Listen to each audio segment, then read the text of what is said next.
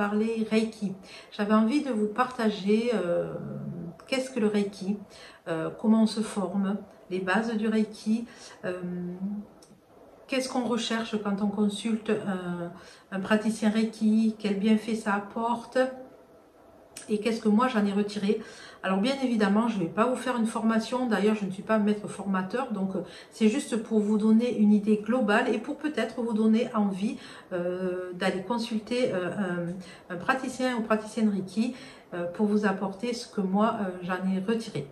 Donc dans cette vidéo-là, je vais vous parler, vous présenter globalement un Reiki et les différents degrés. Il faut savoir que le mot Reiki veut dire force de vie universelle.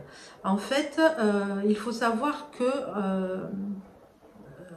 que le maître Reiki, on va dire, sert de canal pour l'énergie lorsqu'il donne ses soins. Bonjour et bienvenue dans cette première vidéo sur le Reiki. Vous savez, si vous me suivez, que je me suis formée au 3 degrés Reiki et j'avais envie de vous partager le concept, de quoi ça parle, qu'est-ce que les gens viennent rechercher quand ils consultent un praticien Reiki et ce que moi j'en ai retiré personnellement. Donc dans cette première vidéo, je voulais vous présenter le Reiki et les différents degrés, puisque il y a 3 degrés Reiki dans son processus de formation. Donc déjà le Reiki, il faut savoir que c'est une méthode holistique, énergétique, qui a été fondée par Mikao Usui dans les années 1800 et qui a perpétué cette méthode en formant des maîtres petit à petit, et les maîtres ont formé des maîtres. Il faut savoir qu'il faut être initié par un maître Reiki, puisque lors des différents degrés, les maîtres Reiki nous initient avec des symboles qui normalement, alors c'est vrai qu'on les trouve sur internet, mais certaines personnes ne les partagent pas, puisque normalement ça doit être initié par un maître Reiki. Donc là je ne vais pas vous donner les différents symboles, mais voilà, normalement à chaque degré on est initié et on apprend de nouveaux symboles. Le premier degré, c'est celui où les bases sont posées. On apprend les préceptes du Reiki, les préceptes pour vivre une vie plus alignée avec soi, et pour pouvoir prendre conscience de nos schémas de pensée, nos actions, et rectifier le tir, si je puis dire, en travaillant dessus. Donc on travaille aussi par le biais de méditation, et le premier degré, on apprend les auto-soins et les soins énergétiques. Il faut savoir qu'au premier degré, les soins que nous pratiquons chez les personnes ou sur soi, l'auto-soin, il y a un protocole particulier, il faut apposer les mains d'une certaine façon, et c'est un protocole qu'on suit lors des soins quand on est initié premier degré. On ne fait pas ce qu'on veut, on ne met pas les mains n'importe où. Voilà, il y a un protocole à suivre, et il faut prendre le temps entre chaque degré pour pouvoir comprendre, mais vraiment comprendre les préceptes, ce que vraiment ils signifient, pas juste les mots, vraiment les intégrer, les conscientiser pour pouvoir les implémenter dans notre vie, dans notre quotidien. Et au fil du temps, le fait de tous les jours, alors on essaye tous les jours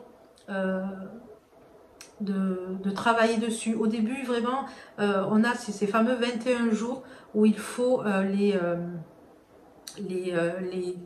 lire, les réviser un petit peu, se les approprier, vraiment réfléchir, être observateur de ses pensées, être observateur de ses actions, voir comment on réagit, vraiment être à l'écoute de soi. Et au fur et à mesure du temps, on se rend compte qu'on a des schémas qui reviennent, et des blessures, des blocages qui apparaissent. et ça permet de justement de mettre en lumière certains blocages, certaines blessures, et donc de revenir dessus et d'y travailler pour pouvoir avancer. On ne peut pas avancer sur un chemin de développement personnel, de bien-être sans guérir des blessures, sans débloquer des blocages. Sinon, en fait, c'est juste de passer de la pommade, on ne va pas dans du profond. Et au bout d'un moment, en fait, on revient dans nos anciens schémas et c'est pas le but. Donc le premier degré, donc les soins, alors on peut faire un soin aux personnes, mais on peut faire des soins aux animaux, on peut faire des soins aux plantes, on peut faire un soin à soi. Et c'est le début de l'apprentissage où on apprend aussi à se détacher du ressenti, parce qu'au début on a tous envie de ressentir quelque chose, que ce soit en tant que donneur qu'en tant que receveur, et donc vraiment se détacher de ce ressenti-là. Et il faut savoir que ce n'est pas comme le magnétiseur, où le magnétiseur, quand il donne un soin, il prend un petit peu du mal qu'il retire de la personne qui vient consulter. Un praticien énergéticien, c'est pas du tout le cas. En fait, celui qui donne, eh bien, en fait, que ce soit le donneur ou le receveur, eh bien, on ressent du bien-être, parce qu'en fait le donneur se met dans un état méditatif, un état de recentrage, d'ancrage, qui fait qu'en fait on est un peu aussi dans notre bulle, hein, et on est vraiment dans un état méditatif où on fait abstraction de ce qui nous entoure, et on est vraiment dans l'énergie pure. On a l'énergie qui nous traverse, et qu'ensuite on délivre à notre consultant. Donc dans le premier degré, on n'apprend pas de symboles, on se focalise uniquement sur les préceptes et sur le protocole du soin, la position des mains. Dans le deuxième degré, on apprend les soins à distance, donc à distance sur des gens, à distance sur des situations, et les situations peuvent être des situations du passé. Donc on apprend deux symboles ce sont des symboles qui, on va dire, qui renforcent l'énergie, ou qui au contraire la fait aller plus douce. Et on apprend bien évidemment le symbole du soin à distance, puisque avant chaque soin à distance, il faut qu'on dessine, qu'on visualise le symbole de distance. Alors, ce qui est intéressant dans ce soin à distance, c'est que on peut aller rechercher des blessures anciennes, et on peut appliquer un soin à une ancienne blessure, ce qui permet on va dire, de l'amoindrir, de l'accepter plus facilement, et de pouvoir, à partir du moment où c'est accepté, où c'est conscientisé. Ce qui est intéressant dans le deuxième degré, c'est le soin à distance peut être donc donné à une personne, mais peut être donné dans une situation. C'est-à-dire s'il y a une situation du passé pour laquelle on souffre, où c'est une blessure assez importante, on peut y apporter un soin et ainsi la soulager et peut-être la faire disparaître, et donc faire en sorte que ça n'impacte plus le quotidien. Dans le troisième degré, on apprend le symbole du maître. En fait, contrairement au premier degré, on apprend plusieurs petites méthodes. Alors il y a des méthodes pour focaliser l'énergie, il y a la méthode pour harmoniser les chakras.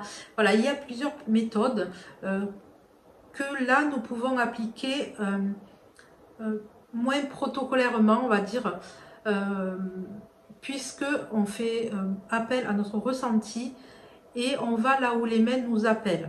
Donc il y a un protocole quand même au début de soin, hein, comme tout soin, et ensuite on va là où notre intuition nous appelle, et selon ce qu'on ressent ou selon ce qui nous appelle, eh bien on pratique tel ou tel geste. En fait, ce sont des gestes qui sont spécifiques.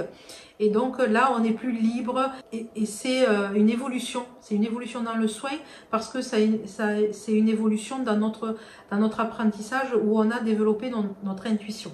Alors bien évidemment, on n'est pas obligé de faire du Reiki pour développer notre intuition. Moi, c'est en faisant ma formation Reiki que j'ai développé petit à petit certaines aptitudes, alors quand je dis aptitudes, c'est le ressenti, oui, le ressenti des personnes, c'est l'énergie des gens, c'est voilà, lors d'un soin, être plus amené à un endroit qu'un autre. Voilà, c'est vraiment écouter, apprendre à écouter son ressenti, apprendre à mettre son mental de côté et pouvoir être vraiment là pour la personne et lui prodiguer le soin qu'elle est venue rechercher. Donc là, vous voyez, les 3 degrés sont quand même assez différents. On apprend des choses petit à petit. Certains maîtres Reiki font le choix de former aux 3 degrés et ensuite les personnes prennent le temps d'évoluer, d'intégrer tous les préceptes, d'intégrer les symboles et tout ce qui va autour. Moi, mon maître Reiki préfère, et dans un sens c'est quelque chose qui m'a convenu, hein, c'est de prendre du temps d'intégrer, par exemple, entre le premier et le deuxième mois, il s'est écoulé une année. Durant cette année, j'ai travaillé sur les préceptes, j'ai essayé d'y aller quotidiennement. Quand il y avait des moments où ma vie voilà, m'emportait et que je sentais que je perdais un petit peu pied, j'y revenais. Et le fait d'y revenir, je me rendais compte que ça m'apportait du bien-être. Et donc, vraiment, l'année m'a vraiment permis d'intégrer et de faire les soins, de pratiquer, parce qu'il faut aussi pratiquer. Entre le 2e et le 3e degré, j'ai laissé passer 2 ans où j'ai pratiqué les soins à distance. Voilà. Il faut laisser, je pense, il faut laisser les choses infuser, il faut laisser les choses se mettre en place. Ça ne se fait pas du jour au lendemain. On travaille quand même sur des blocages, sur des blessures qui sont là depuis longtemps, qui sont bien ancrées, bien enfouies. Donc il faut vraiment laisser le temps. Donc moi j'ai pris le temps et d'ailleurs c'est moi qui me suis sentie prête au bout de 2 ans pour passer le 3e degré. Donc, la formation pour moi a duré donc 3 ans. Dans une prochaine vidéo, je vous expliquerai comment moi je les ai vécus. Alors, au-delà des soins et des symboles, lorsqu'on fait une formation Reiki, on évoque aussi certains préceptes de la vie, comme le fait qu'on est un tout, comme le fait que tout est en mouvement, rien n'est figé, qu'on fait partie d'un tout, qu'on est tous liés, qu'on n'est pas seul. Et donc tout ça permet d'avancer et de conscientiser certaines choses et donc d'avancer sur un chemin où on se rend compte qu'on n'est pas seul, que ce n'est pas parce qu'on vit une épreuve que tout s'arrête. On apprend justement lorsqu'une épreuve arrive, on apprend comment l'appréhender, comment la traverser et pouvoir continuer notre vie, notre chemin, sans vraiment que ça nous impacte et que ça nous arrête, que ça nous bloque, et qu'on ait confiance en la vie, qu'on ait confiance en l'avenir et au fait que les choses, si elles arrivent, c'est pour une bonne raison. J'évoquerai ça aussi lorsque je ferai une vidéo sur la loi de l'attraction, la loi de l'assomption. Mais voilà, on a une autre vision des choses, une autre vision de la vie. On se connaît mieux, on sait comment, on apprend à se connaître, on apprend à connaître nos réactions, on apprend à s'aimer, on apprend à évoluer. Et vraiment, c'est un chemin. Je pense que toute la vie, on est sur ce chemin où le but est d'être heureux.